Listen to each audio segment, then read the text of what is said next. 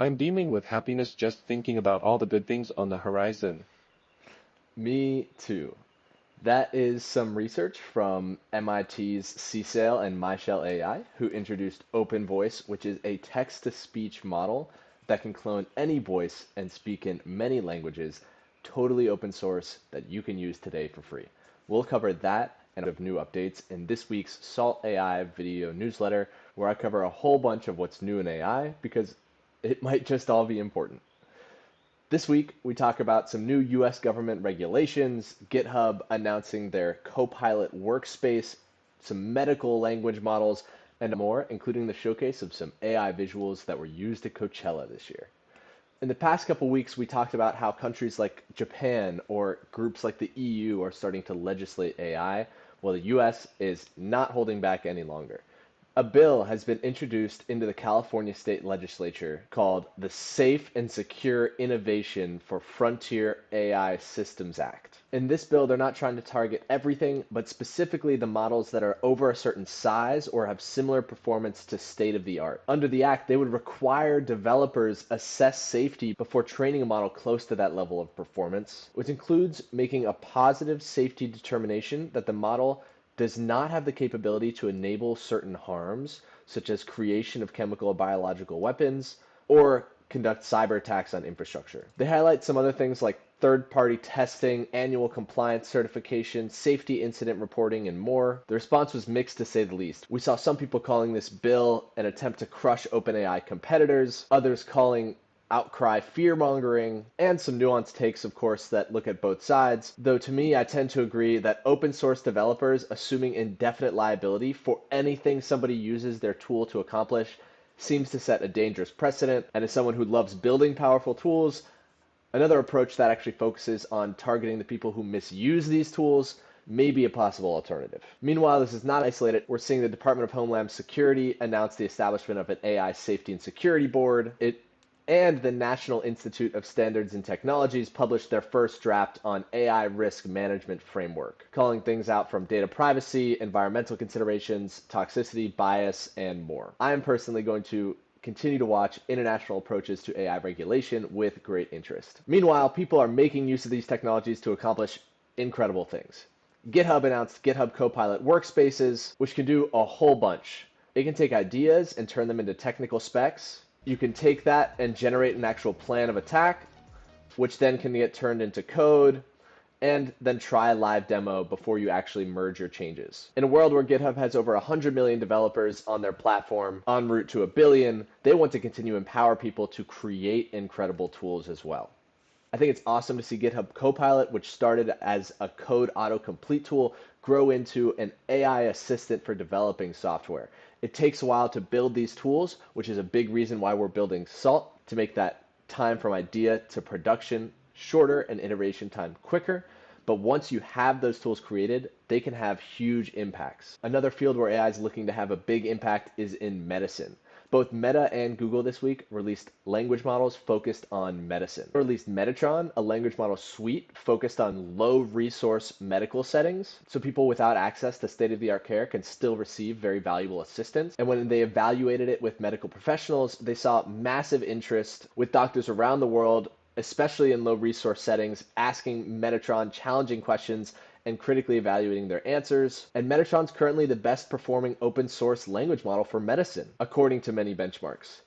I think it's awesome hearing that these time-constrained medical professionals are so excited about these tools enabling their research that they're volunteering their time to continue to support this. Meanwhile, Google also released MedGemini, a family of models fine-tuned for medical tasks on their side, which achieved state-of-the-art on 10 of the 14 benchmarks and passed GPT-4 on all of them. They made a lot of different model variants, but their goal here was to improve clinical reasoning and the ability to use search results. They used something called uncertainty-guided search to try and have the language model come up with different paths and answers that could be possible. Then they used search results in order to narrow down the best answer. They tested it on long-form text generation, referral letter generation, summarization, simplification, and things like that, and saw that it was state-of-the-art and actually was preferred by clinician raters than the actual expert in many of these cases. They also started to, but didn't really test, the ability for Gemini to look at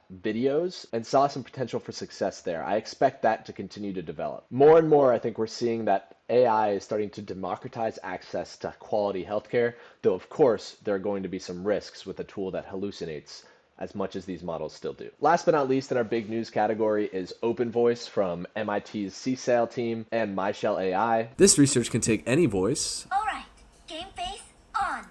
and generate content using the same. With every brushstroke, the artist poured their soul onto the canvas, creating a masterpiece that captured the essence of emotion. You can take a voice and control the voice style, making it sound Pain sad of losing someone deep. or give it an The accent, bustling cityscape hum. or take it from one word language intelligence. to another. La diversidad cultural enriquece. What's awesome about this research is not only that it's state of the art, but that it was released with an open source MIT license. What that means is today you could take this model and add state of the art capabilities to any product you can dream of, leading to a massive impact worldwide. With all these discussions around regulation and open source, I hope we continue to push forward with open source, seeing just how powerful it has become. I want to shout out that 31 years ago, CERN, the European Lab for Particle Physics, released the source code for the World Wide Web for anyone to use. And look at the impact that's had to date. Continuing a big topic from last week, Meta's release of Llama 3. Because they've released it open source, it is showing no signs of slowing down. We've seen some big research groups like News Research announced a fine tune that improved benchmarks on every single one of that is focused on function calling and structured output capabilities for Llama 3. And they improved benchmarks across the board. We also have researchers pushing the context length from 8,000 words or tokens that you can pass in and get out of the model to 32,000. And some other researchers training custom versions of it to push it to over 1 million tokens of context length, which would be at state of the art along with Gemini, though some of those they're seeing some more success than others, with some people in the community not seeing as good results from that 1 million token context length. But with that said, the context length research is really important because large context windows can extend the capabilities of language models, in part because you can give them a lot of examples. Google published research recently that actually makes a whole lot of sense. If in your prompt you give a lot of examples of the input you might get and the output you really want, and then at the end you put the input you want to create a prediction on, you're going to get a lot better results than if you don't have those examples. So long context windows are being able to pass in 1 million words instead of 8,000, you can get a whole lot more examples that the language model can learn from. This technique, called few-shot prompting, is actually really powerful. And a lot of researchers, myself included, would encourage you to always experiment with giving examples before you jump to fine-tuning a model, which can be very costly and time-intensive because you can do a lot with prompting. If you're looking to brush up your prompting skills, there's a lot of resources out there. But this example from Portkey.ai's cookbook, I think is particularly great. It shows that you could take a problem like outputting a candidate's notes in a specific format, and to make sure you get the result that you want, you use few-shot prompting, where you pass in an expected input with like a candidate's profile that would come in from a user, and then also give it examples for the assistant on how they would summarize it with a one-line intro, priority, pros, etc., that matches the format you're looking for. And now once you've given a couple of those examples, you can put them all together and add to it a user prompt with the candidate's profile that you actually want to analyze, and it will much more frequently match the format you've given. In other language model related news, AI Town, which is a visual simulation where agents talk to each other and live out their lives, that was released by an A16Z team with the goal of democratizing agents, is getting a whole lot more traction recently because since that was also released open source, with the new Llama 3 release, researchers were able to, instead of having this run on a costly GPT API, enabled it to now, with one click, run locally using Llama 3. So you can have a town that autonomously talks to each other running on your PC without any internet access. This set a flurry of activity off on Twitter with people creating an AI town world editor that was shouted out by a GP at A16Z, people riffing off of ideas on how to turn this into maybe a game, and kicking off some of those experiments, like one, having the townspeople from AI Town turn into characters from The Thing. This may seem a bit silly, but really these games and experiences are ways to push forward capabilities that have never really existed before. And one thing I want to call out is a big reason why this got traction this past week is because a user called Cocktail Peanut, who's developing Pinocchio, a product that's trying to make it one click to run complex AI workflows, solve the problem of dependency management, which means getting it running on your own machine. That is a hard problem to solve, and one that Salt is also working on solving. This just shows that the more accessible it is, the bigger the impact can be. One of our last topics for this week on language models is related to data. Last week, we had Fine Web, or what some people are calling the GPT-4 of datasets, released by the Hugging Face team. We know just how important good data is. The better your data, the better your model. Dataset consists of 15 trillion tokens or words. It's been cleaned, it's been deduplicated, and it is ready for training. The dataset was uploaded to Hugging Face and is 45 terabytes large. And for 3 days after upload, Hugging Face had stability issues because so many people wanted to find this dataset, the site was going down. And just a week later, it's already in the top 10 for the most liked datasets across 38,000 datasets that are available on Hugging Face. Right now, it's sitting at number 7. This just goes to show how huge the appetite is for quality data.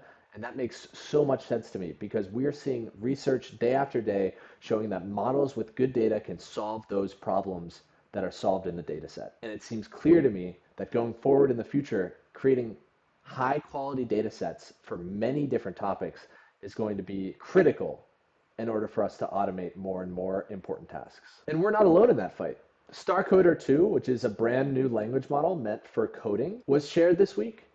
And one of the big contributions they had here was they introduced the very first self-aligned model. What that means is there's a concept of instruction tuning, which means you give language models the ability to follow natural human-written instructions, typically by getting human-written instructions, which can be expensive, or instructions generated by large language models, which technically may not even be permitted. OpenAI, for example, famously calls out that you can't use their outputs to train a competitor. But they showed that with their pipeline, they used the model itself to generate a lot of instruction response pairs, which you can think of as question answers, in order to fine-tune their model. And as a result, we can see that StarCoder 2 and Struct high across 4 different benchmarks, including human eval, where this smaller 15 billion parameter model actually outperformed CodeLlama's 70 bill model as well, though it does not beat Llama 3's performance. Speaking of benchmarks, you guys know it's one of my favorite topics and a big one in AI in general. How do we compare these models effectively? A new leaderboard broke onto the scene this week, this one benchmarking visual agents against each other. So you can pass in a prompt and choose which one is better and actually vote for that model, and then you can see which one was used to generate it. Another benchmark that was shouted out this week is the function calling leaderboard. This one's run by a team out of Berkeley, and here you can see which models are really great at calling functions or using tools, which is particularly important for agents, and they benchmark both the cost as well as the overall accuracy. Great to see Meta 3, an open model, performing in the top here as well. We have one more leaderboard where we can see the relationship between models, their context windows, how much it costs to generate 1 million tokens, and the throughput, or how fast they can generate tokens. Looking into that a little bit further, we can see just how quickly some of these models work. Grok, who's been the leader in the space, though Fireworks AI is also putting out compelling products, can use Llama 3 70 billion parameter model at 300 tokens a second. Imagine being able to write 300 words a second and just what you could do with those capabilities while holding it down at 64 cents per million tokens. A really compelling offering to me. I want to call out that Mixtral 8x7b, which is not quite as good as Llama 3, though is also an open source model, is generated here by this state-of-the-art company at 400 tokens per second. Meanwhile, researcher Justin Tooney, who a couple weeks ago was trying to investigate how we could use language models on CPUs, not just expensive GPUs, which are currently in very high demand and often on back order, was able to push her research even further, getting Mixtral 8x7b going at 378 tokens per second, running on a CPU. To me, this shows that we really are just getting started, and more will have other options for generating these kinds of tools, and people are really going to run with it. Moving to our generative AI part of the news week, the barrier to entry for visual effects is going down, and the capabilities of what you can do are going up. Open source research and tools like ComfyUI and Salt are at the core of this. This week we see Blender Alchemy coming from Stanford University, showing that you can edit 3D graphics with vision language models. It can create textures, modify inputs, for example, changing the material of the tabletop to granite, and just generally creating procedural generated materials using AI. These kinds of things would have taken developers hours, if not days, to do in the past. It also takes lighting into account, another notorious time sink for developers. Research from the University of Pennsylvania and Shanghai Tech University was also looking into textures, but this one related to clothes. Their research showed that you can ask their model that you want to attend a party, and it can give you some different clothes options to check out. They're not just generating pictures of these clothes, they're actually creating cutouts that then get sewn together into 3D garments that can be used in a physical environment. I can't wait to see what people do with this one. I mentioned that ComfyUI and Salt and the community around it were at the center of this innovation revolution, and I wasn't kidding. Just this past week, we saw visuals that were used by Grimes for her live Coachella set created by a ComfyUI artist. Incredible to see just how high quality this is getting, and that it can be used for major events and have the fidelity needed to really blow people away. Mateo continues to do his thing, releasing new nodes for weight scheduling, IP adapter, text prompt, and control net all synced together. What that means is you have so much control, whether it be taking a model and getting a 360 view or creating animations. The quality is awesome, and it gives artists control.